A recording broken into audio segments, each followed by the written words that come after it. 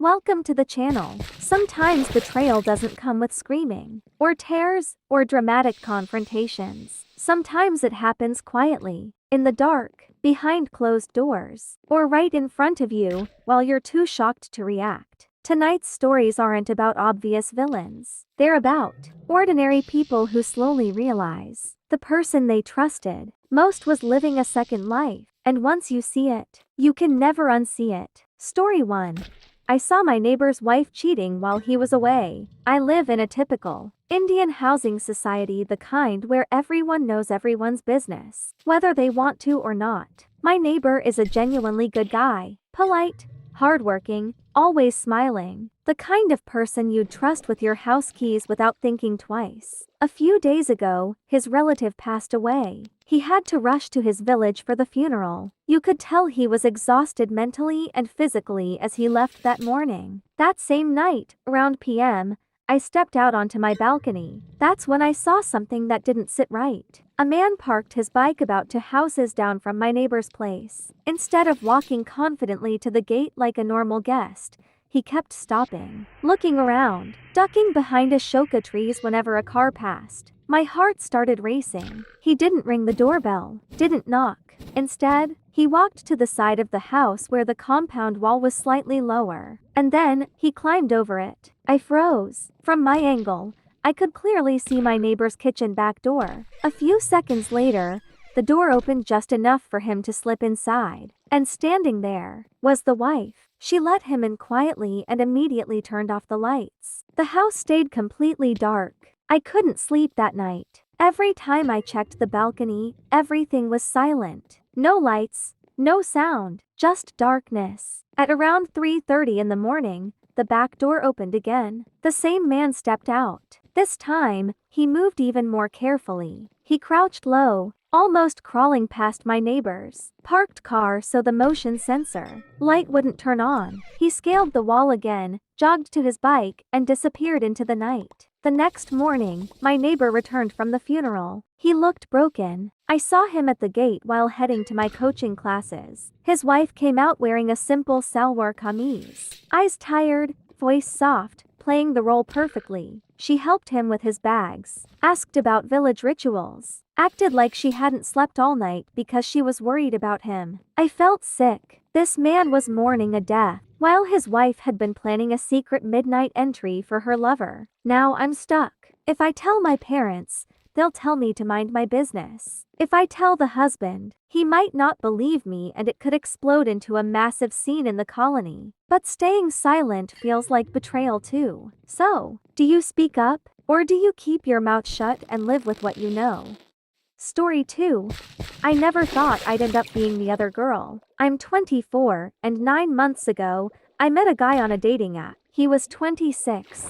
Charming, kind, thoughtful. From the very first date, we clicked in a way that felt rare. He listened. He remembered small details. He made me feel safe, something I hadn't felt in a long time. We started seeing each other regularly, talking every day, spending weekends together. It felt like the start of something real. But there was one thing missing: clarity. Whenever I asked where things were going, he'd smile and say things like, "Let's just go with the flow." I don't like labels. I ignored the uneasiness because I wanted this to work. Months passed, and then my gut started screaming. I noticed how he always kept his phone face down, how certain conversations were avoided, how some nights he'd disappear emotionally even while sitting next to me. One day, I did something I never thought I would. I checked his phone, and in that moment, my entire world collapsed. He had a girlfriend, not casually dating, not on and off, a 2-year relationship. I felt physically sick. I wasn't just being cheated on, I was unknowingly helping someone cheat. When I confronted him, he didn't deny it. He told me he was unhappy, that he was planning to leave her, that I was different. And I hate myself for this part. But I believed him. Or maybe I just wanted to. We tried to continue for 1 week. One miserable, anxiety-filled week. Every message felt wrong. Every moment felt dirty. I couldn't escape the guilt, so I walked away. But even now, 2 months later, I still think about him. I hate that I miss someone who lied to me. I hate that I was part of hurting another woman. I hate that I stayed even for a week. I've thought about telling his girlfriend. If it were me, I'd want to know. But I'm scared of reopening wounds that might destroy her. So,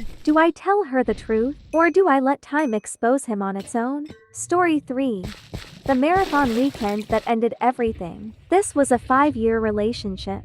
I truly believed we were building a future. My girlfriend was a marathon runner. That was her passion. I supported her through early mornings, long training days, and constant travel. Months before one of her races, we planned a weekend trip together. We booked a hotel near the marathon location and talked about making it a mini vacation. But as the race got closer, something changed. She was glued to her phone, messaging people constantly, mostly other runners. Then, out of nowhere, she told me she didn't want us to go together anymore. She said she'd drive down alone, sleep in her car, run the marathon, come back. We already had a hotel booked. None of it made sense. And then I remembered something she had once told me before we met. She had cheated on her ex-husband with another runner. That memory wouldn't leave me. One evening, she stepped outside to check on the dogs and left her phone behind. The messages were open, and there it was. Plans to spend the weekend in a van with another man. The same man she had cheated with before. I recorded the messages quietly. That night, I said nothing. The next morning, before leaving for work,